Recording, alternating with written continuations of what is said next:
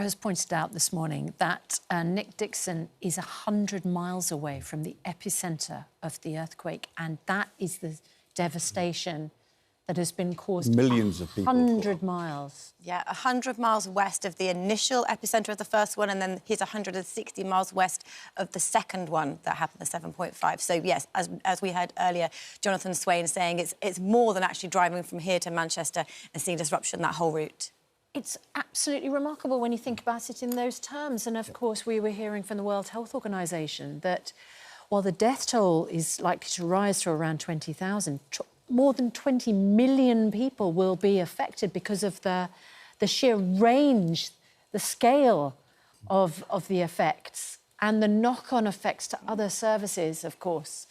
Laura, thank you for that. Well, a British man who was on holiday in Turkey when the earthquake hit has been describing the moment when this guest house he was staying in was reduced to rubble. Timothy Whiting managed to escape unscathed and, after hearing cries for help, desperately tried to reach people trapped inside buildings. Timothy joins us now from Adana. Timothy, what was the moment when you realised you were in an earthquake? How did you get out, and what did you see as you escaped from the rubble? I mean, it happened so quickly. It's hard to kind of think through, but the room just started shaking. So suddenly and immediately parts of the walls and ceiling started falling down, and we just immediately tried to run to get out of there. I just want to say, you were saying just now that the devastation that's so far away from the centre of where the earthquake struck, and that's the thing. I was in Hatay, which is a long way from the centre, and the buildings that are destroyed, so many of them have been destroyed, but it's not all the buildings. It's the fact that these are really old buildings.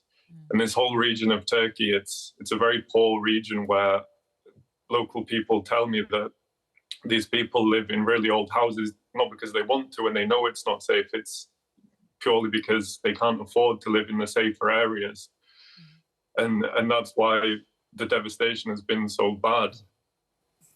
And as you escaped and managed to get out of where you were staying, as the earthquake was unfolding, were you aware that there were people who, unlike you, were not able to escape? Could you see or hear evidence of people who were trapped? And everyone was hearing voices coming from the rubble and trying to get to them and trying to see if there's any way to help them, but very quickly seeing that there was no way that they could. People would be hacking at the concrete with bits of metal that they could find, but in Hatay, from 4 a.m. in the morning when I was there until 10 hours later when I was able to leave, there were no emergency services and no one coordinating anything. So people were trying to help and then having to leave, and then other people coming, and we were just trying to at least locate where voices were coming from. And these were only the voices that we can hear. And you knew that for every voice you could hear, there were tens of people that you wouldn't in every building. How does it feel to hear the voices and not be able to help? It feels terrible, but the other people there that I heard were in far worse situations. There were people running and screaming that their families were still trapped and they were trying to get back to the buildings, and people trying to prevent them running to the buildings, to the unsafe areas. And so many refugees here. This whole region is full of refugees that were people that they don't want to live in these areas. And they've ended up being forced to live in these really, really dangerous areas, because not only were they not prevented from leaving Turkey in the past 10 years when they fled their homes, but within Turkey, they've only been allowed to stay in these areas. And this whole area has been known for years that an earthquake of this magnitude is going to come. It's right on one of the main fault lines. But they've allowed these cities to become really, really overpopulated with people living in really, really inadequate 5, 10, 15-story buildings, that when an earthquake like this strikes, it obviously causes this devastation, and it causes it to the poorest people and the most vulnerable people.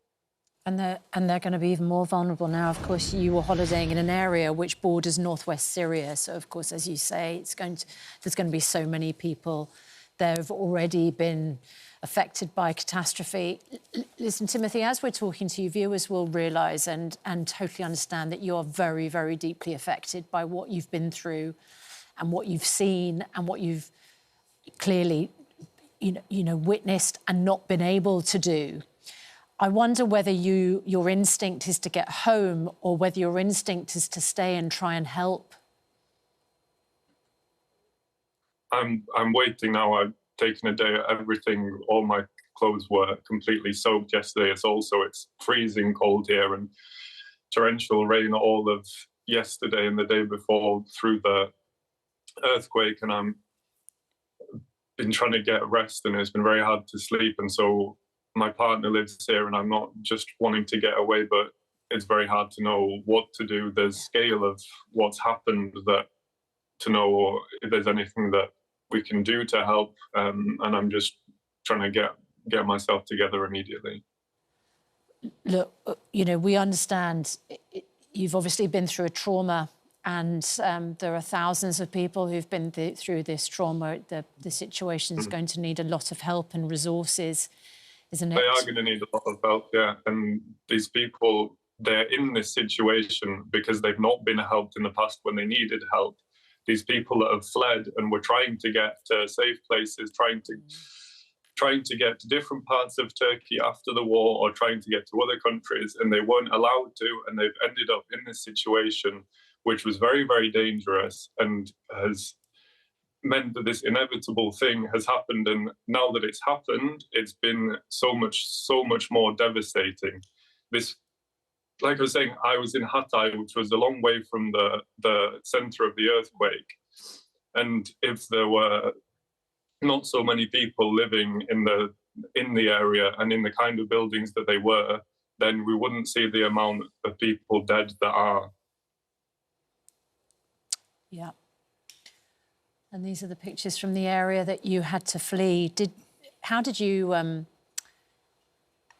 manage to rescue anything from your personal belongings? You said that you've been left with pretty much nothing.